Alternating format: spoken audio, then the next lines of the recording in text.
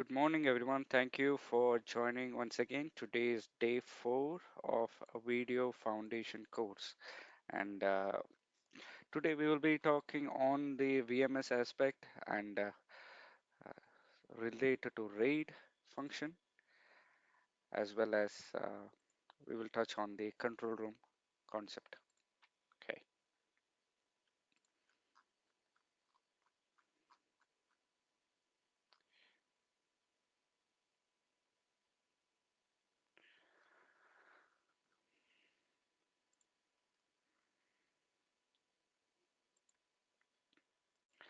Yesterday, just to catch up on what we learned, we talked about the camera analytics, the capability of the cameras to decide by itself. They are they are like a security guard, and they are not just looking at the scene, but they are also taking action, which is alerting the operator. There are different analytics that you can do.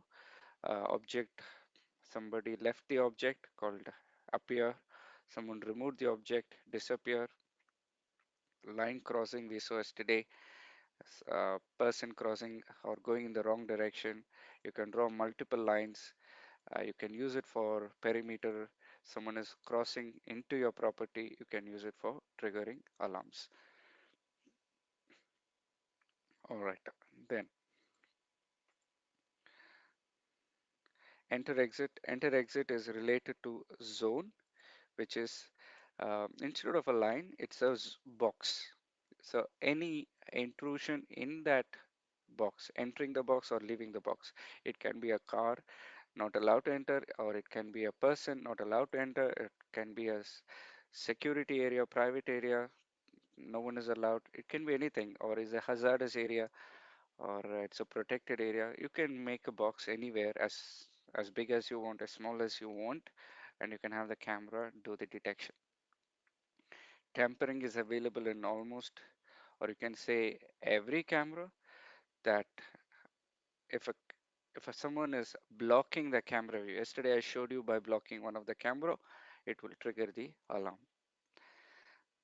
Face detection, okay, we will see the rest. Then we talked about the benefit of analytics. um, in the VMS you can mark an area and do post analysis, which means your camera is running the analytics at the background. It is sending metadata. Data about data is called metadata. Where the motion occurred, where the tampering occurred, where the intrusion occurred. It is keeping all this record and sending it to the VMS. From the VMS, video management system, you can do a post analysis. After something happened, you can analyze and check, okay, who was the first person to enter, who was the last person to enter. You can do that. Cameras can also do business intelligence nowadays, like counting and other things. Later on, we talked about AI based cameras. What is the purpose of AI based cameras?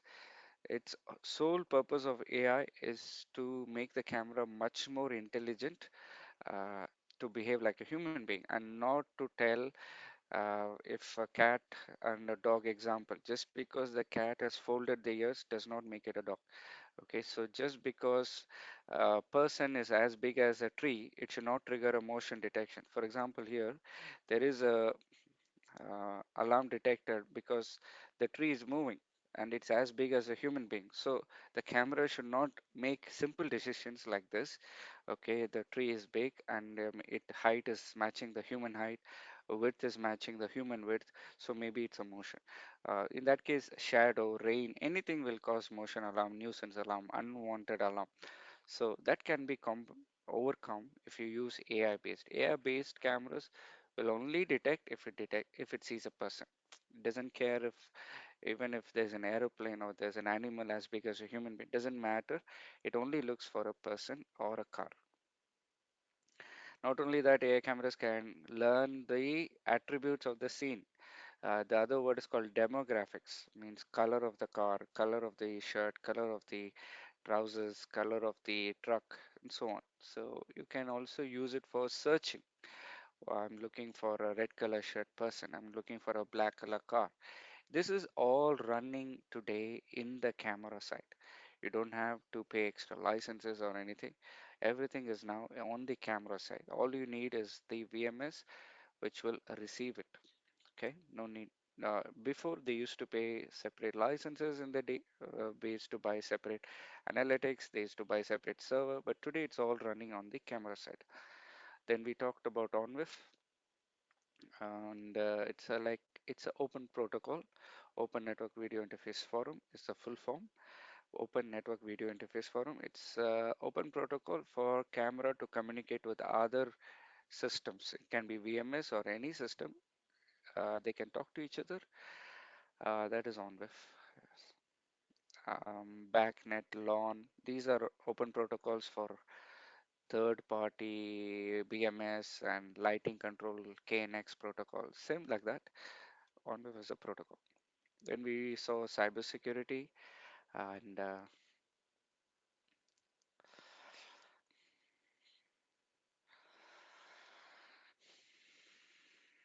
we also touched on the recorders. What is the purpose of a recorder? NVR, it is capability is to centralize your management of cameras. If you have only one camera, you don't need a recorder. You have SD card, you can record on any PC, anything, it's okay. But when you have too many cameras, you need to start managing. So up to 64 camera, there is devices called NVRs. But if you go beyond that, uh, you can still use NVRs, but that's okay. But when you have beyond large scale projects, you start to go to VMS application. Okay, all right. Then a VMS application can manage uh, different types of recorders. It can let's say if you have two NVRs, you can connect it to your VMS and you can manage 128 cameras. If you have 30 NVRs, you can connect it to a VMS and manage 500 cameras or 6,000 cameras. It's possible. Now, this NVR, there are two types, Linux and Windows. Linux is the typical NVR and the maximum size is around 64 channel. Windows based NVRs, you have option to go higher, 100 channel, 200 channel, 300 channel. So that's what is currently in the trend, Windows based NVRs, and it's also flexible, but it comes at a price. So medium to large scale projects, it is okay to go with Windows. Small to medium, you will be fine with Linux. Because small to medium, you don't want to spend more time configuring the server itself. It's Linux is already pre-configured. It has a you plug, everything is pre-installed. Only you add the camera and start recording. So it saves your time on the field work as well. Then we saw the difference between SAN, NAS, and DAS. Okay. Now, what is VMS? VMS is when you have multiple NVRs. That means if you have NVR1, NVR2, let me take this. There are multiple recorders. Uh, each recorder is handling, let's say, maybe 60 camera, 100 camera, 200 camera, doesn't matter. So if you want to see all the recorders together, you need a VMS. If you want to, if you have only 100 camera, okay, you can just have one system. But when you have multiple recording devices, multiple recording NVRs, multiple recording servers, and you want to centralize your management of all the, you can say, recording devices, then you will have a central VMS application. Okay. VMS also since now this is a central point of contact, now the entire CCTV system, let me take a pen. So this is now the central point of contact for all your NVRs. Now this central point of contact, you can send it to access control or maybe some other third party system. So when any third party system wants to speak to CCTV, they will only speak to the VMS and get all the data directly. So now this is your central management. You can integrate with third-party systems like access control or any other third-party system. So VMS job makes VMS is now your again same word, central point of contact for integrating to third party systems. So that is one purpose for using VMS.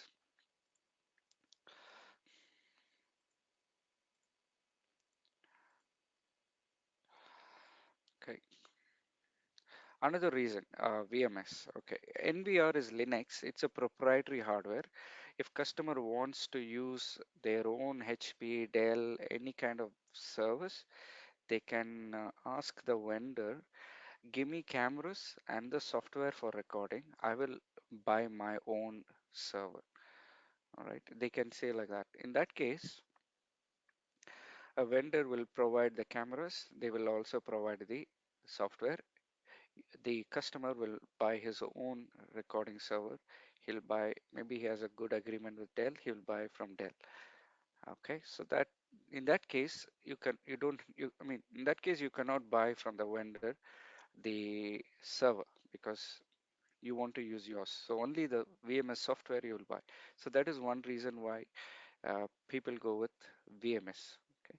Another reason is centralized management. We saw that centralized alarm management. So if you have CCTV access control, intrusion, intercom systems, you can see them all together in a VMS. You can centralize your management of not just video but also related security systems. Okay. Then mapping. If you have map interface, for example,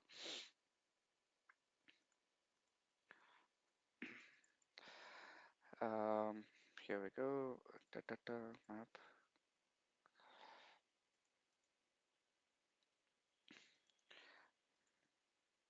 Okay, let's say you have a map and don't think I have here. Okay, let me check quickly. So in the map, you can put cameras, you can put doors, you can put intrusion, you can put intercom stations, you can put everything in one map. So that is the objective of VMS. You can do that. You can centralize your multiple systems in one interface for monitoring purpose. So that is good. Next is video wall. We will see later. Now, the whole idea of VMS is to, before it was only managing all the CCTV components. Now you can also centrally monitor CCTV plus access control plus intrusion plus intercom from maybe speaker system, everything you can bring it to one place. So that is possible with a VMS solution. Okay. A VMS solution will look like this. Let's say hundreds of cameras connected to the network switch. Then the network switch is connected to the central core switch. From the core switch, you will have recording service. So three recording servers, maybe 1,000 cameras, each 300 cameras. Then you will have a management PC to check or configure the recording parameters. Then you can have a video wall with multiple monitors for monitoring live view and alarms. Then you can have different operators in different guard areas with their own PC and monitor. So this is your one central VMS. Now, what else can you do here? You can from here you can take a connection to access control system. All right, so all the access control data will come to CCTV, or from CCTV it will go to access control. Anyway, either out or in both direction is possible. So you can integrate. So this is your CCTV system. You can integrate it. Okay. Now uh, let's. So a typical CCTV system will have cameras on the network, recording servers on the network at the central location, and each of the recording server will have. Okay, let me bring it out. Uh, open application. Okay, okay. Um, each of the recording server will be running the recording part. I mean, will be having the VMS recording service running. Okay, and the video wall will have the video wall application running, and the client, they will have the client application running. So the VMS software is just one big umbrella. Under the VMS, you can have database manager, you can have recording manager, you can have client application, you can have video wall application, you can have different applications, but they all come under one VMS software. Okay, so you can say different modules.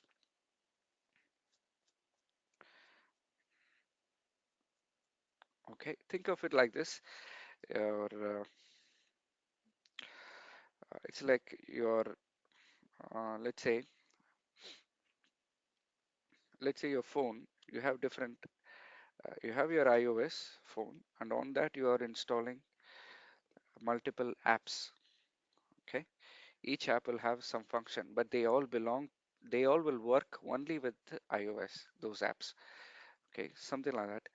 You can have different I mean, you can have different application like video wall, recording, database, and client, but they all belong to VMS. They need each other. Without the recording server, the video will not work. Without the recording server, the clients will not have access. So they all are related to one single software. Okay. So you cannot buy only recording separately, or you cannot buy just video all separately. It's not like that. They all belong to one umbrella of software, one VMS, one brand to be more specific. It is recommended to be all in one brand. Okay. Now, okay. All right. Failover. Now,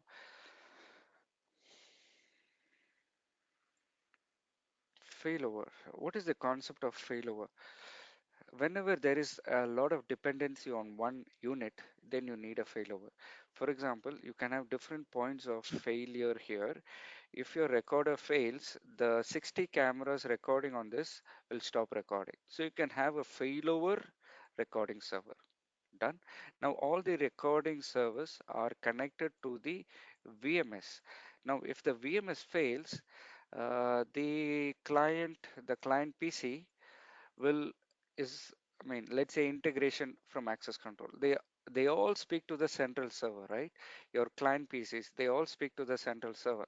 The client will not talk to recorder, because if he's talking to recorder number 6, he has only access to 60 cameras. So he will not talk like this. The clients will talk directly to the server. Only then he has access to the entire recording system, all the database of all the cameras. So now this guy is a central point of contact, and if it fails, clients will lose video, your integration will stop. So in that case, you need a failover. Okay, what is failover? One unit failed and someone else will take over the function. If a recorder failed, you will have a standby recorder. You can have, okay, I'll come to that. So failover means something failed entirely and then there is someone else taking over the job. That is failover. Okay. Redundancy. What is the meaning of redundancy? Redundancy means within the server, if you have, for example, okay, here I have I have two power supply. This is redundancy. Means one power supply failed, other one is taking over. All right, so that is redundancy. Within the same unit is roughly, you can say it's called redundancy. One network port failed, there is another network port. But if the entire unit failed, then you need a failover. You need someone else to do the job. Okay, so think of that as a failover within the same unit as redundancy. Okay, what is n plus 1 failover?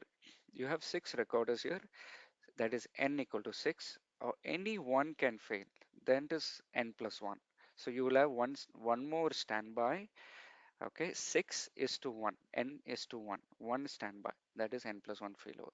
What is the n plus 2? Then you have 6, then you have 2 more, that is n plus 2. Okay,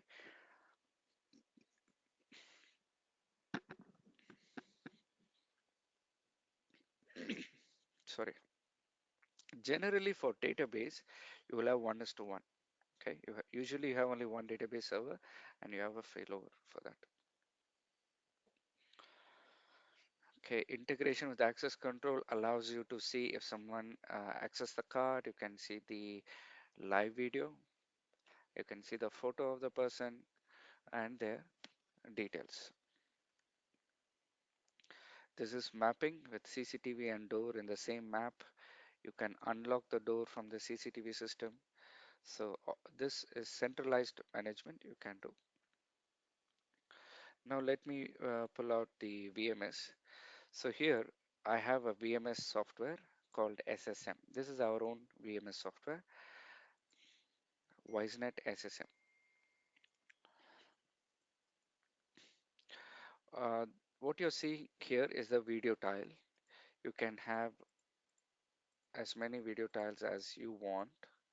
You can even make your own video tile. You can say I need a tile like this. You can have your own custom video tile. So one camera here and rest of the cameras here. You can do that. And you can save this as a, go back here, layout. You can save this as your customized layout. You can have multiple layouts. You can have you can have one more like this, and you can save it as another layout and so on. So you can make your own customized user layout. Then you can see the events and alarms as they happen here on the right side. So motion detected. So when that motion occurred, you can see the if it is recording, you can see the recording. If it is not, you can see the live view immediately. You can see the pop-up. Okay, so then you can filter the event. I want to, as an operator, you can say I'm only interested in high priority events. I'm not interested in motion detection and stuff. And then if you have AI camera, artificial intelligence, you can see the photos of people as they walk in. Then at the bottom, you can do a playback. Then you can export the video. You can say I want to export so and so timeline, and I want to export with the password. So only the person with the password can play back the video. You can export in VLC player option or a proprietary player. Okay, if you use proprietary player, you can uh, you can encrypt it. That means if it is VLC, we don't know. Somebody can modify the video, right? But if it is proprietary player, we call it SEC security player. We will map each frame with the key. So if someone tampered even one frame, we can check somebody changed the frame in the video, so we can detect that. So it's good in that way, proprietary player. Also you can put password so nobody can access the video without the password. You can export with privacy masking and all that. You can export at a certain schedule. You can do auto export. You can say I want to export all the videos automatically at certain time. Only the motion video, motion detected or alarm videos you can export on a remote location and so on. Okay, then on the top you can you have controls. You can take a photo of I mean, you can just take a photo. You can take a printout. These are just commonly used, operator requirement. But as when we are configuring, we don't really use this. If you have a microphone connected, you can speak to the microphone. You can turn on the microphone. You can, if you have a headphone connected, you can speak to the camera. If, of course, you should have speaker connected to it. You can broadcast audio um, to multiple cameras. Then what else?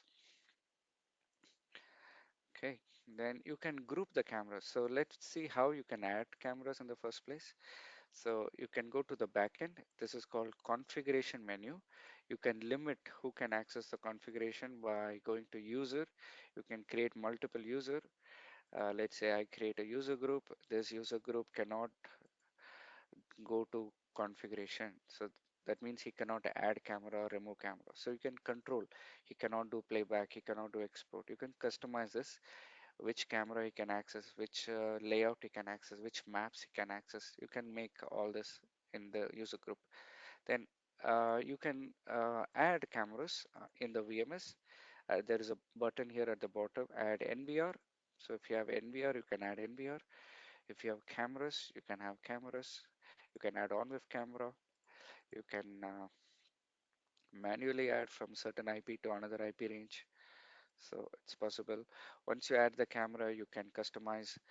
Uh, when you see the full screen, it will automatically show 2 megapixel. When you go multi-tile, it will go to low resolution and so on. You can customize that live high.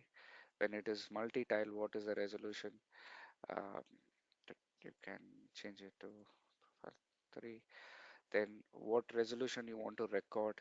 Maybe you will record H265, for example.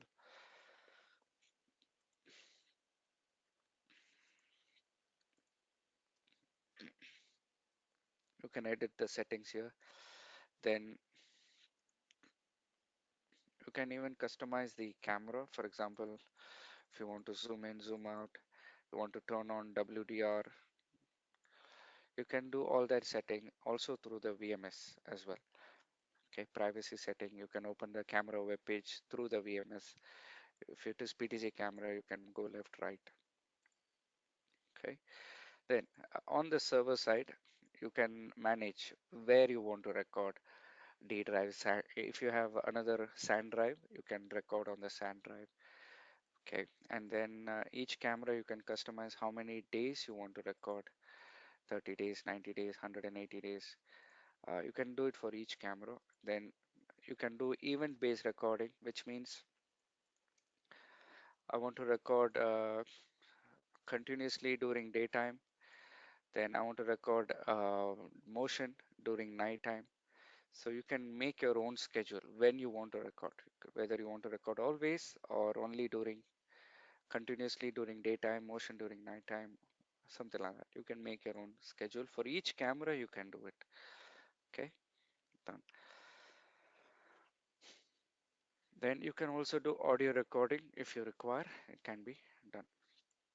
External devices, generally when you are integrating, there is a section called external integration. When you're integrating access control or third-party systems, you can integrate. Maintenance, you can upgrade the camera firmware through the VMS. You can change the passwords of cameras through the VMS. Then you can group cameras. So you can say group one, this is floor number one, first floor, second floor, and so on. You can create multiple floors and you can group cameras. Um, you can create layouts. Layouts, for example, you can say layout one, all entrance camera, layout two, all outdoor cameras, layout three, all utility room cameras. So tomorrow, if you want, when you log in, you don't have to uh, search for them. It will be already saved in the database, that layout. So this layout will have 16, and you can drag and drop cameras and you can save it. So when you go back to monitoring, you can just drag and drop, it will show that layout. So you don't have to search for all entrance cameras and so on. So you can pre-save mapping. Yeah, we saw that. Then action.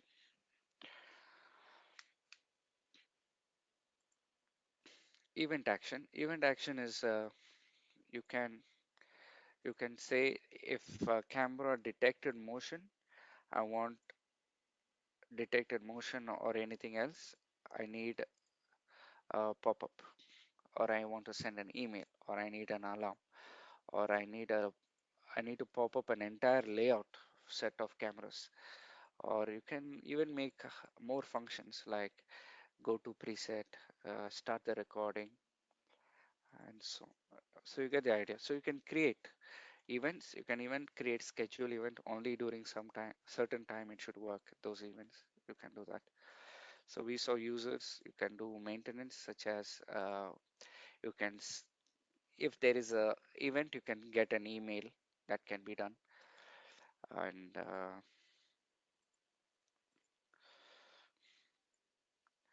LDAP is basically you can import user database for the VMS from your Active Directory. If there is a central database of username and password, you can import them and integrate as well. But this we can see later. It's not very critical. Federation, if you have multiple, the word federation means if you have multiple VMS system, let's say in Riyadh, in Jeddah, in Dammam, in Dubai, if you want to integrate all of them together, there is a word called federation. You can group multiple VMS systems of the same brand under one umbrella. So that is federation. Then you have functions like advanced search, searching, where you can search for all the events that occurred. Advanced search is where we did the uh, where you draw the zone, and so basically I haven't started the recording. So if you're recording, you can do the search, you can draw a line, and then you can search who crossed the line first, who was the first person to enter the property, and so on. Then we have a dashboard function to check how many cameras are online, how many recorders are online, what is the status of the hard disk, and so on. Okay.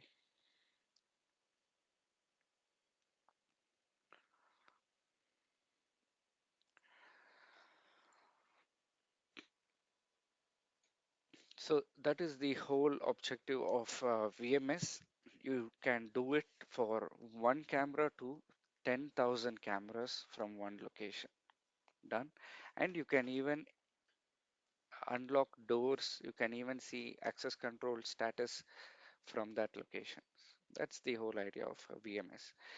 Okay. So VMS is like the top layer software managing multiple recorders. Can be Windows recorder, can be Linux recorder, can be DVR, can be just cameras. You're just managing multiple systems under it, CCTV systems from one location. Okay. The VMS can be free, can be paid. So some vendors, if you buy their recorder, they will give it for free. For example, us and also some other VMSs, they will, since you buy their recorder, like 300 channel recorder, 64 channel recorder, the VMS will be free.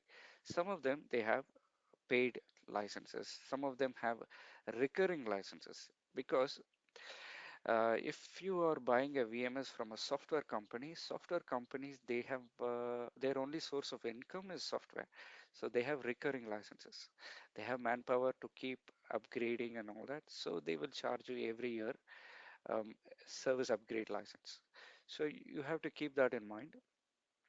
Um, Depending on your project, what you need, whether uh, I mean, maybe the project they just need a basic VMS system.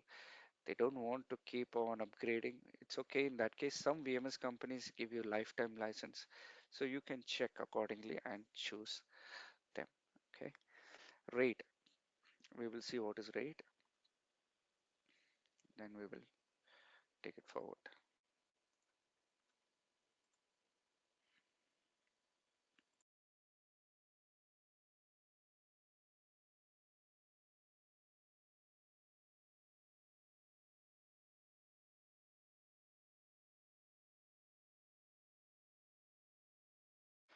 What is RAID? What is full form of RAID?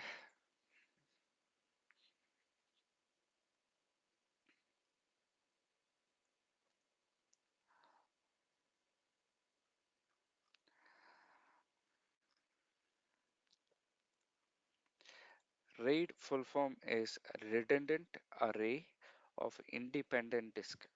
Okay, let me take this one.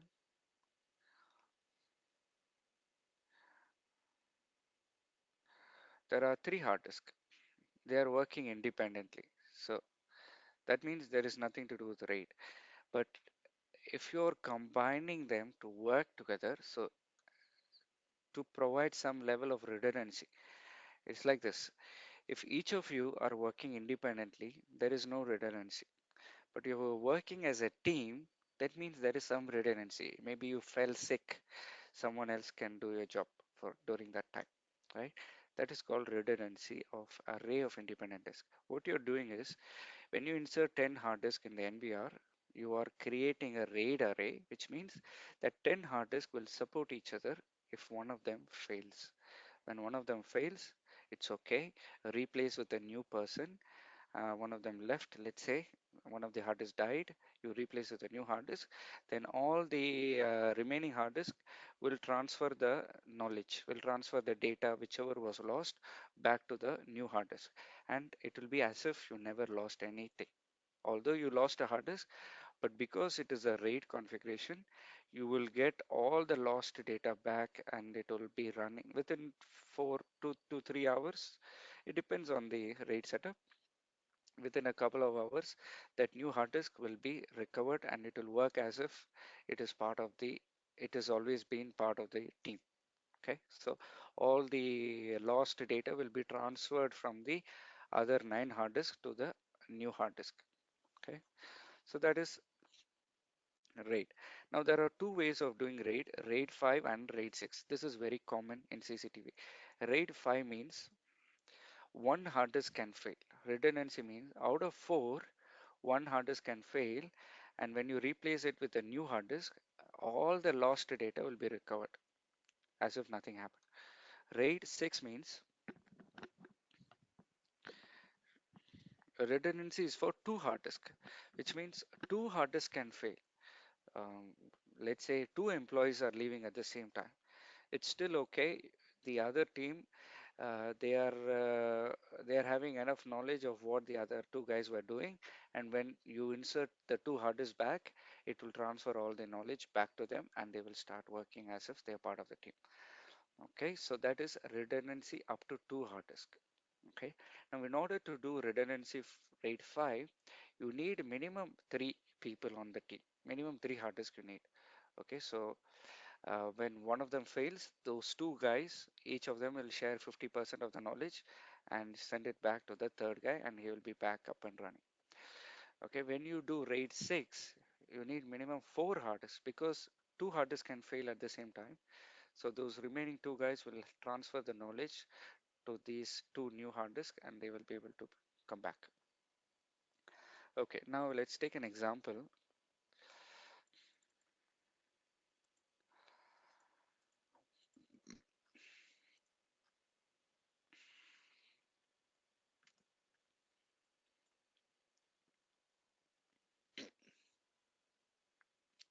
Let's say there are 10, 12 hard disks in the team. 12 hard disks. Okay, just focus on the top one. There are 12 hard disks. One of them failed. Okay, one of them left. So you replace with a new hard disk. Done. So this is RAID 5. So when you replace with a new hard disk, whatever data is lost, it will be recovered. So in RAID 5, just a second. Yeah. So in let's take this picture. RAID 5, there are 10 hard disk. One of them failed, and you are replacing with a new hard disk. Okay, so new hard disk. So 10 or 12 doesn't matter. Okay, just for our example, even this, even if one fails, the when you replace with the new one, the lost data is recovered. It can handle failure for up to one hard disk. Okay, now um, one point here to remember is when you have 12 hard disk, which is each is 1 TB, total is 12 terabyte, right? But because you have RAID 5 and one hard disk you can lose any time, you should, or the RAID 5, when you make a RAID, it will only allow you to record up to 11 terabytes.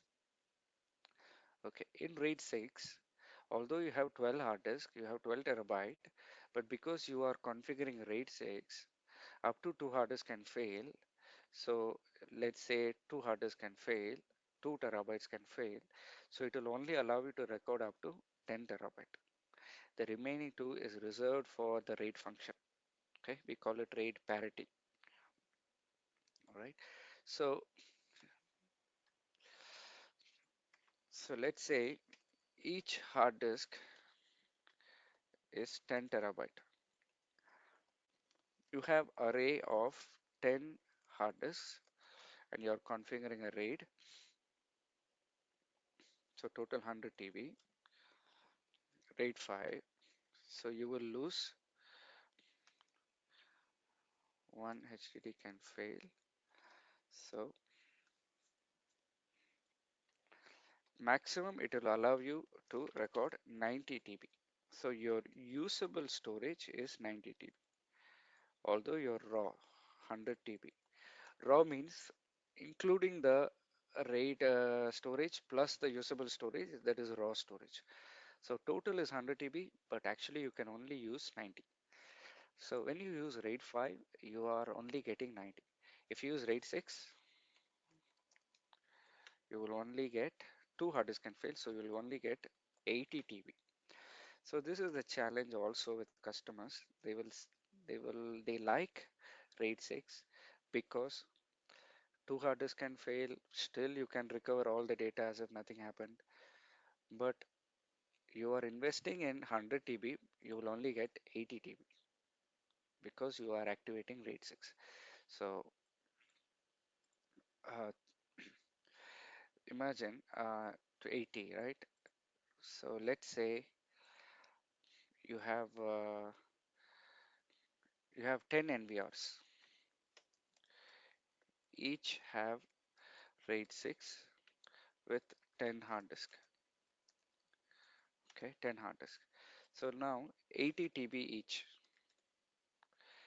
So if you have 10 NVRs, 80 into 10, 800. But actual raw storage is 10 hard disk. So 10 into 10 in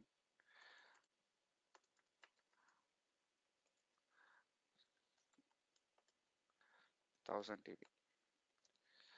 So if you're using RAID 6, you will only get 800 TB. Remaining 200 terabytes is gone for RAID. If you use RAID 5, you will get 900 TB because every NVR one hard disk will go for RAID. So RAID 6 is more expensive to implement because you need more hard disk to activate or to accomplish RAID 6. Okay, simple.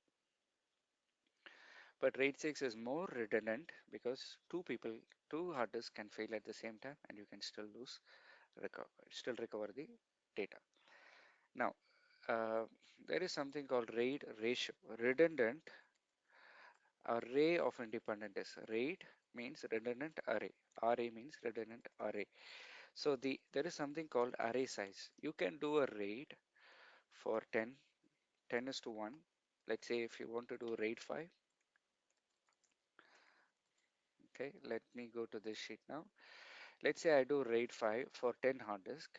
That means out of 10, only one can fail. If two fails, your entire RAID array will collapse. Okay, your entire team will collapse. They cannot function anymore. All the data is lost, completely lost. So that is also the downside of RAID. The good side is you can lose one hard disk, you can recover everything. But if you lose more than one hard disk, your entire data, all if you're recording 30 days, 90 days, everything is gone in that array. You lose everything completely. Okay, so that is a very high risk. So you have to make sure there is a spare hard disk always available.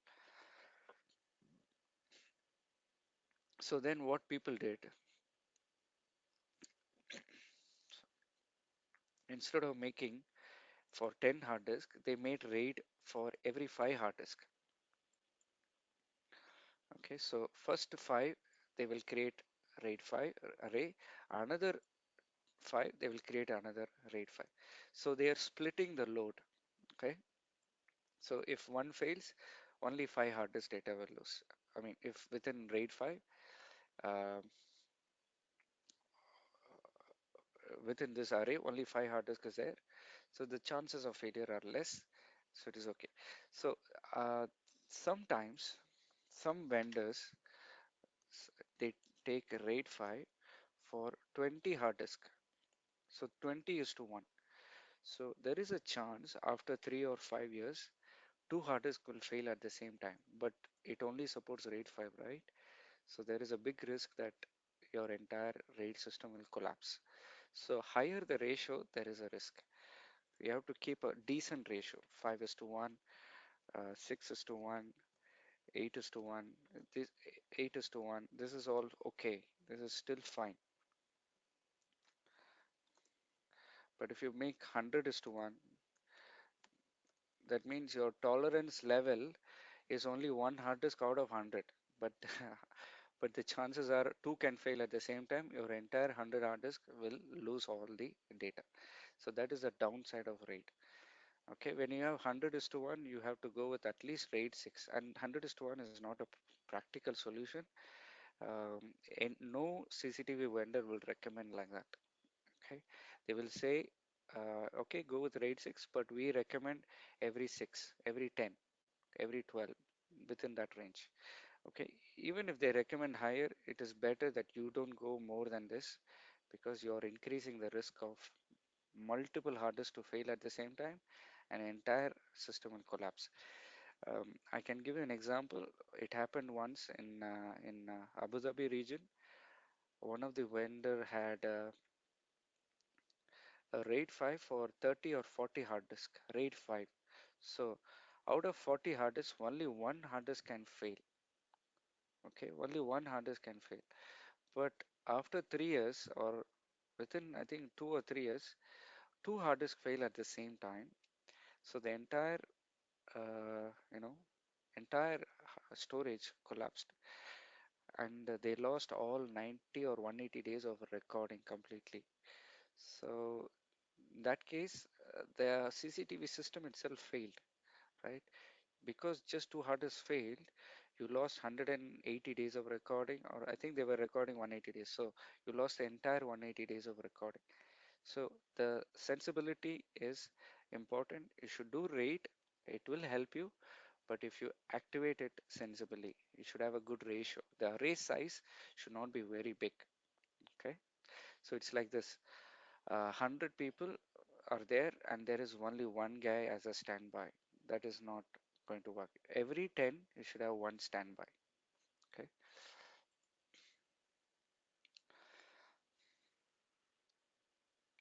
Also, there is one more thing about RAID.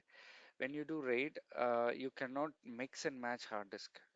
Okay, within the array, all the hard disk should be same size. If you put different size, whichever is the lowest, it will consider like that. It will consider all of them as, for example, there are 10 hard disk, and each hard disk is 10 terabyte. Okay, but by but for some reason, one of the hard disk you put, uh, let's say you put 500 GB. Okay, then what RAID does, it will consider all of them as 500 GB.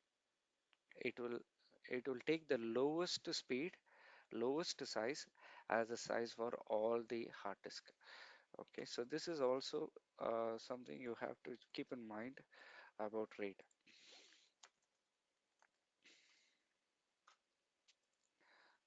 So let's say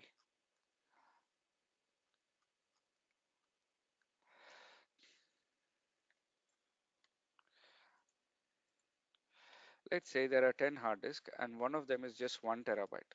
Okay, when you activate RAID, it will consider all of them as 1 terabyte, and it will tell you you can use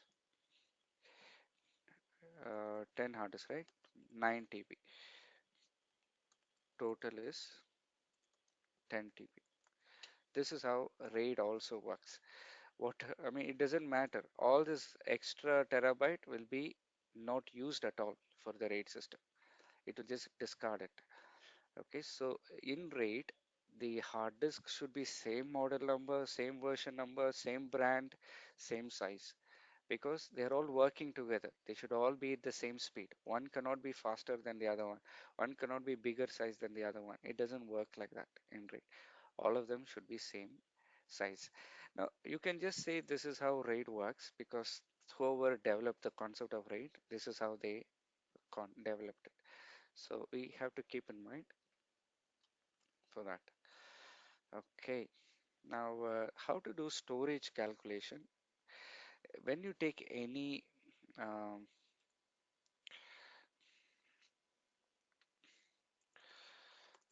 when you have a CCTV system and you want to do storage calculation, the ideal method is to go to that vendor's calculator. If you go to Access, go to their calculator. If you go to Hanwha, go to Hanwha calculator.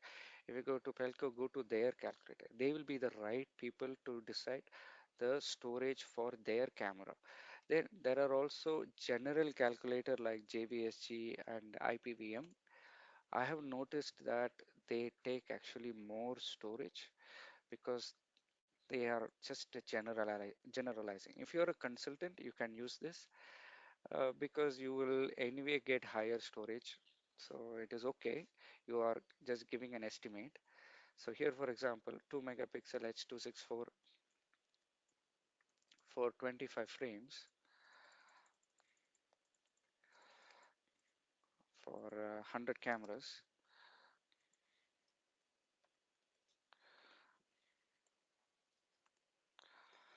I require around 124 GB. Okay. Now I can use a vendor calculator.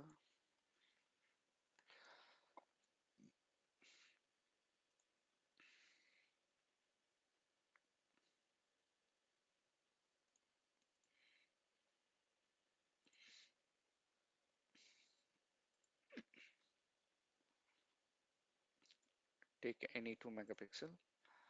Take any 2 megapixel box camera. Calculate. Go to camera. 100 cameras. Recording for 31 days. Then I have a settings option. I will there is setting recording on motion, so I will change it to continuous recording.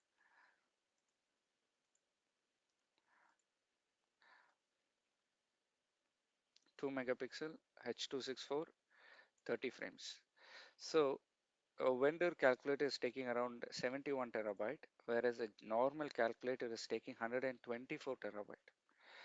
So just you can make average quality, still it will be 100 terabyte. So I'm doing continuous recording, good 100% general medium activity, all that is okay, and recording is continuous, that is fine. But you notice that the general calculator will is good for a consultant to give an overall idea. But if you're doing specific to project, the best method is you take into consideration vendor calculator for the best storage. All right, that is better for you to get most optimized storage. Then they have Wisestream technology. You can even apply that to reduce the storage even further. But you cannot do that here. Okay. All right. So this is a vendor calculator. You can take reports of that, each camera, how much storage, and so on. Okay, next is we'll take a break and then we'll continue and we'll talk about control room.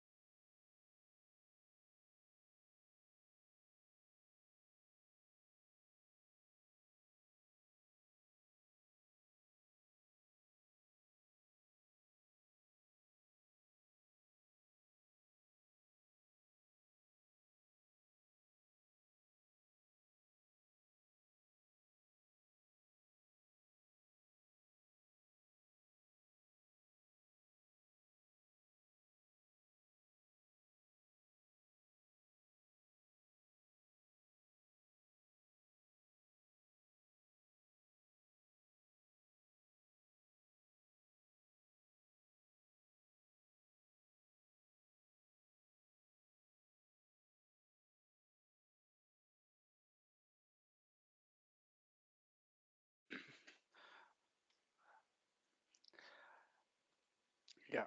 Hi, welcome back. Let's begin the session. If there was a disconnection or something, let's go ahead.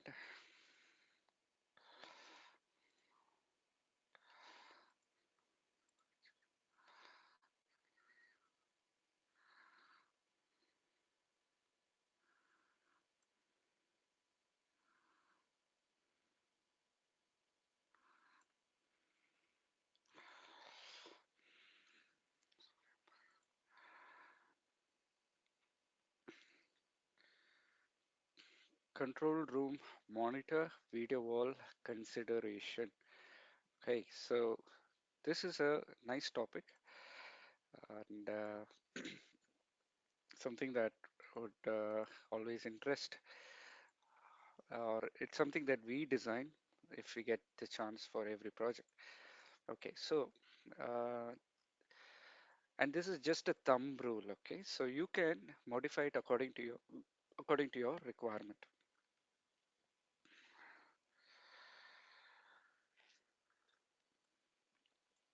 All right.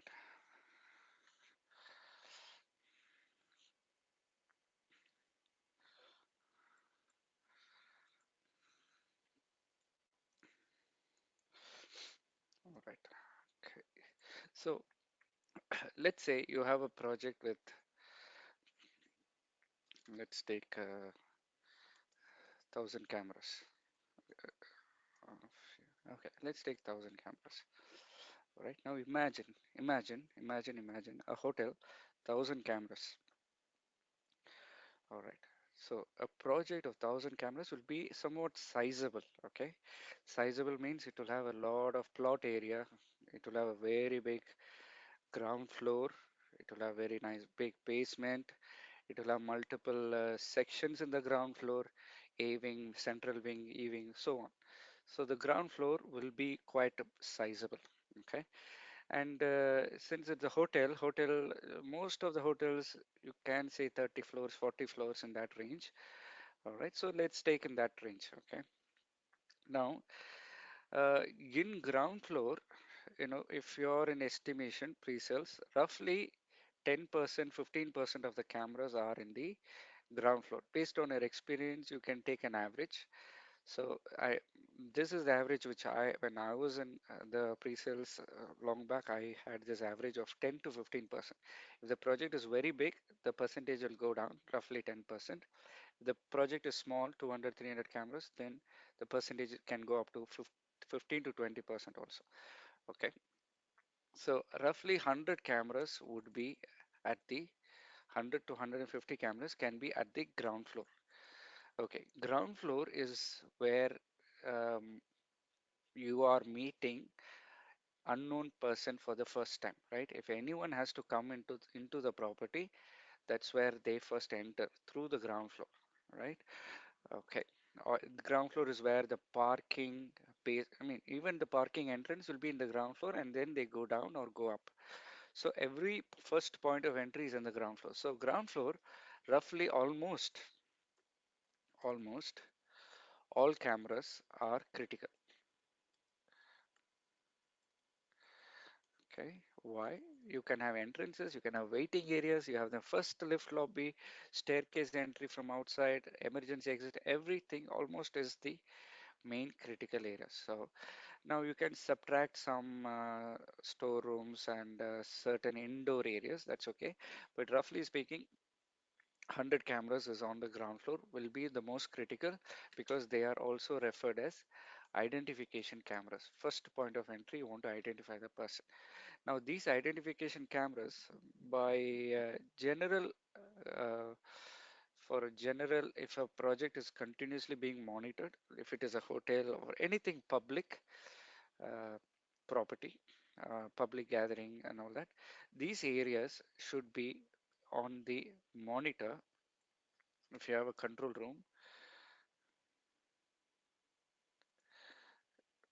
if you have a control room, these should be displayed on the monitor as much as possible because they are the first point of entry. Any first point of threat should be looked by the operator as soon as possible, right? So if it is on the he doesn't have to open the camera and then drag and drop. It doesn't have, I mean, it need not take so much time for him. It should be on the monitor as much as possible.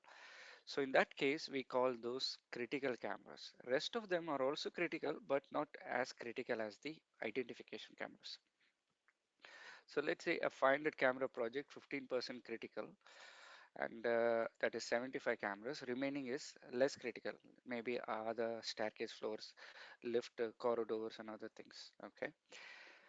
All right. So critical cameras should be on the screen all the time. So we call them the fixed view.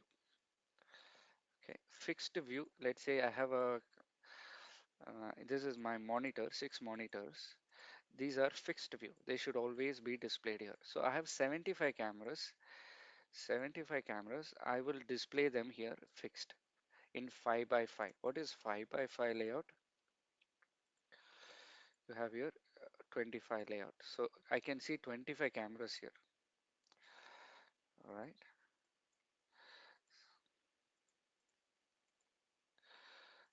So yeah, so this is called a 5 by 5 layout. You can see 25 cameras always on the screen. So 25, 25, 25 will give me 75 cameras. So all 75 cameras are now covered in the 5 by 5 layout. Then the remaining 425, I cannot give dedicated monitor.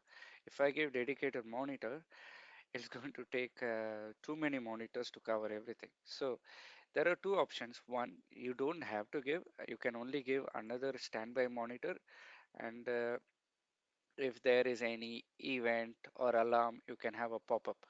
For example, so you can consider something called as spot monitor. We call this spot monitor. So if there is any movement, if someone is walking in, then it will pop up. Okay, only if there is a activity it will show. Otherwise, you can, I mean, this monitor will, you can customize this even display after 30 seconds or 1 minute, it will disappear. So you can customize and keep one monitor called spot monitor. Out of your 100 cameras, depends on any cameras. Whenever there is any occurrence, it will just come here, pop up. Okay, you can also make auto layout. So depending on the number of cameras, automatically it will decide how many cameras should be displayed. If there are two cameras, it will show three. If there are nine cameras, it will show. So it will change the layout automatically. So that can also be done. Okay. So either you can keep one monitor as alarm monitor and leave it, or you can do another functionality called sequencing. Sequencing means, let me bring it here.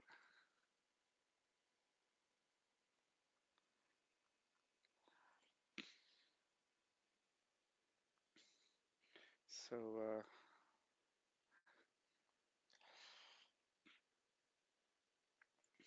so sequence. I'm going sequence. Let's say I'm creating a sequence every 10 seconds. Every 10 seconds, I will switch between layout 1, layout 2. So I have two layouts. Maybe I can have 5, I can have 6. Each layout will have 25 cameras of all the corridors of first floor to third floor, then third floor to fourth to sixth floor, then seventh to 10th floor. Like that, I will create multiple layouts, and every 10 seconds I will change. Automatically, it will change. So now I can create that sequence and I can play that. When I click play, so it will first show me 4 camera. Okay, let's say my layout is 4 camera. Then after 10 seconds, automatically it will change to the next batch of cameras. So you got it. So this can be done. This is sequencing. You can do that. So in this way, what is the benefit? If you have 25 cameras every 10 seconds, so within 1 minute, 60 seconds, you can cover 25 into 6 times 150 cameras you can cover in one monitor. Okay, you can see here. So 150, 150, 150. That's like 450 cameras I can cover with only 3 monitors because they are sequencing 25 camera every 10 seconds. Okay, so now total how many monitors do I need? So my fixed view is 5 by 5, and so I can see 25 cameras, and I have critical cameras.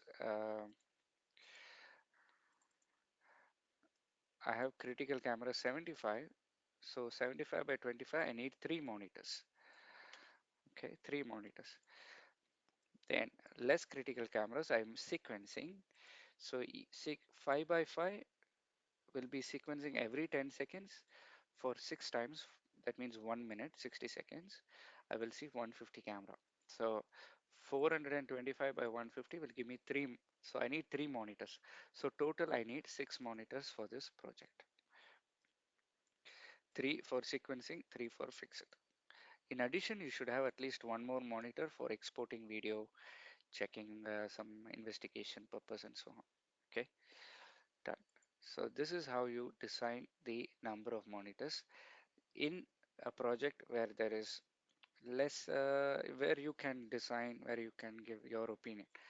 Sometimes certain projects, not always like this, there is something called operation. If there is a operational requirement, where is that? Yeah. So let's say this operator is only managing entrances. In that case, he should have all the entrances in his monitor. Okay, if the role is different, maybe it's an exhibition. Okay, so there is an exhibition happening. There are so many operators, police, everybody is at the control room. They're watching the scene for any threat and other things. In that case, it is different. Every police guy will have certain function. So so each of them you can give a set of monitors, and they will be arranging a scene. Maybe they each will take one location, so you have to arrange accordingly, so that let's say all belonging to that let's say entrances will be scene A. It should be in the same screen as much as possible, okay, or next to each other. Okay, so it should be, they call it coherent, it should be easily understandable. Okay, then okay, next is there is also one more point. An operator, let's say this guy, this operator, if he's having 20 screens in front of him, the his capability to detect if any threat will reduce, because he can look at only one location at a time, right? So if there are 9 monitors, only 50% of the time he can detect. He might miss the remaining 50%. Okay, so this is something that is out of your control. Any operator, this is the case. So that's why to increase their detection score, you have analytics, because analytics means camera will detect and trigger an alarm. So it will take the operator attention. Okay, so if you don't have analytics, you have to reduce the number of cameras that he can see at a time, and and when he sees the scene, he has to observe the scene and then decide. Okay, for example, someone is entering the property with a gun, so he has to observe and make sure that is a real gun and there is an intrusion, right? So that takes some time. That is called detection time. So at least 2 seconds he will take to understand, okay, there is a threat. But if it is analytics, within a camera itself will detect, so that detection time is zero. The 2 seconds is saved. Okay. Now, for a person, if he is taking 2 seconds to detect, 2 seconds to make sure that is a crime, and within 20 seconds he makes a phone call and alerts the police and other things. So all this, he has to respond within 1 minute. So in that case, he can only handle up to 10 scenes. Okay, 10 similar scenes or 10 locations he can handle at the same time. This is just a calculation based on the parameter that within 1 minute he has to complete his action plan or response based on any incident. So if you have analytics, you can actually double his what do you say his capability to observe more scenes at the same time. Okay, So this is something you can keep in mind. Okay. Now, if there are main entrances, he cannot take 1 minute to do this. I mean, he has to decide within 30 seconds. In that case, the main entrances, the person, he can one handle only up to four scenes at the same time if he has to decide very quickly. Okay. All right.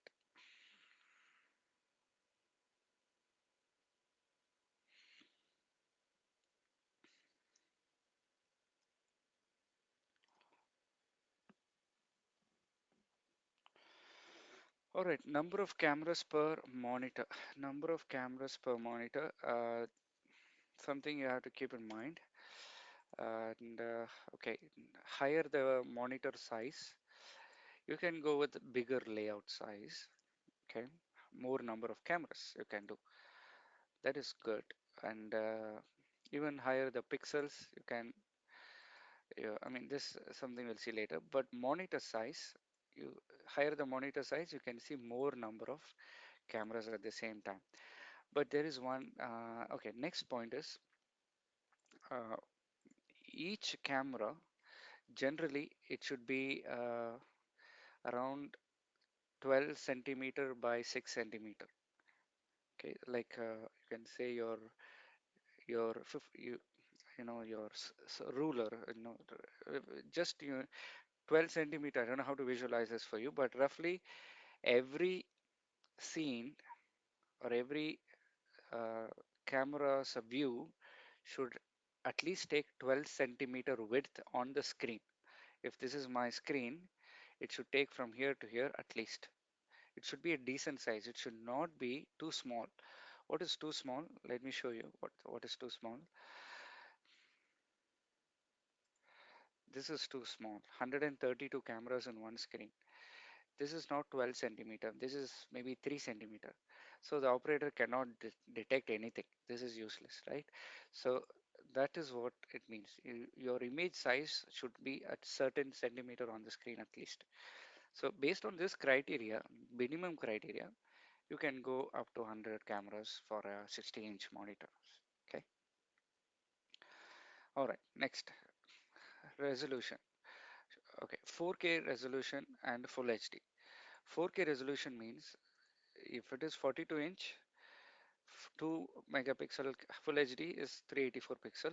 4K means okay, more resolution, but still the size is the same. You got it.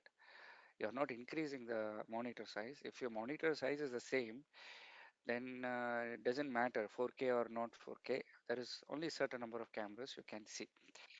And the reason for that is, just a second,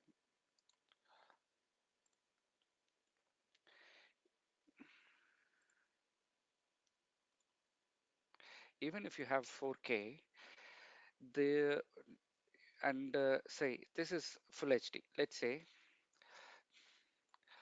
say this is full HD.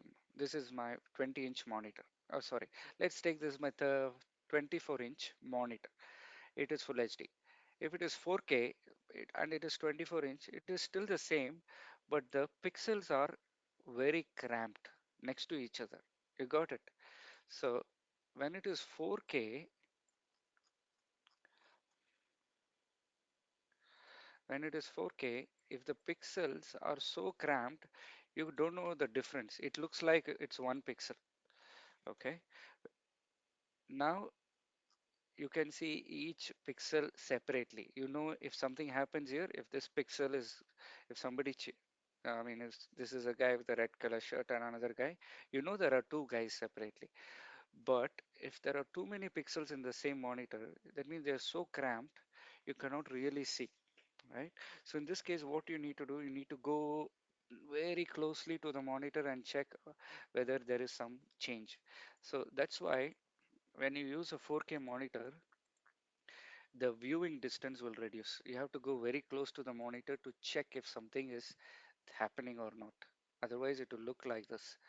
It look like okay, nothing is happening. Everything is so close to each other. The pixels are so close to each other, cramped up. You cannot detect the change. So Full HD monitor, they have good viewing distance. 4K monitor, the viewing distance is less. That means you have to sit very close to the monitor, and operators cannot really sit that close. It will be causing headache. It will be, you cannot see more monitors. You can only see few monitors at the same time. So that's why 4K in the control room is there, but still not very popularly applied. Now, also you have to keep in mind the critical cameras. If this is the human eye, he can go left and right, okay, and this is right in front of him. This is called the central view. Let's say you're looking at the screen, that is your central view, okay. So right in front of him all the critical cameras should be placed. On the side view you can keep less critical cameras. On the extreme right side you can keep very less critical, like because it requires his head, far peripheral requires his head or body movement. That means he should move his chair and turn and then check what's happening. So if your monitor is very far on the right side of left side of the operator, imagine the person is having four monitors, so if, or six monitors, so there will be one monitor on the extreme right. So if you keep on the far peripheral, that means he cannot really detect any change. He he has to be notified. It should, alarm monitors you can keep here because they will cause a sound, they will do pop-up, so it will take his attention. But if you want his attention all the time, you should keep it in front of him or little bit on the side, but not too far. Then you cannot get his attention because he has to turn his head to physically observe what's going on. It's called far peripheral vision. Okay. All right. So, okay. Then video wall. What is the purpose of video wall? When you have multiple monitors, okay, not cameras, monitors, it becomes difficult to manage. So somebody comes and tells you, okay, change monitor number 5 to camera number 10. Then you will be looking for which computer, which mouse, which keyboard. It becomes a headache. So when you have too many monitors in a control room, then you need a video wall application. Vendors like CCTV vendors, they themselves have video wall application. They have video wall decoders. Some vendors they don't have, so you have to buy from outside.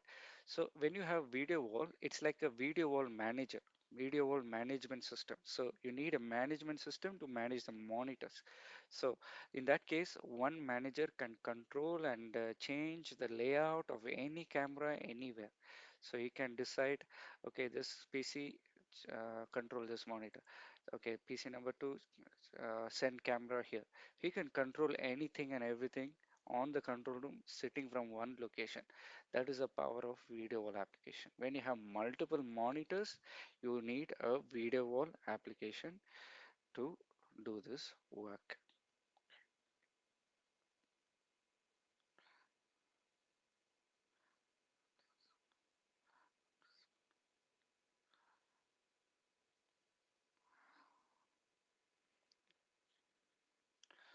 All right.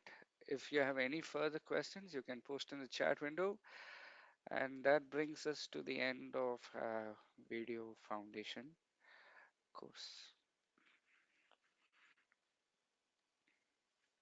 If you want to unmute and ask question also, you can just click on the raise hand. I can unmute your mic. You can ask a question. And I will be sending a quiz as usual. And you should complete the quiz by November. Then certificates will be issued by November 15th time frame. Okay. We will check the attendance. We will check the quiz result, and then we will compile and make a certificate. It will be emailed to you. Certificate will be emailed to you by November 15th. All right, so thank you so much for your time, and I hope this course was useful. If you have any feedbacks, you can drop me an email, and you can also attempt the survey, share your feedback on the course, and if you have any suggestions, also you can share with me.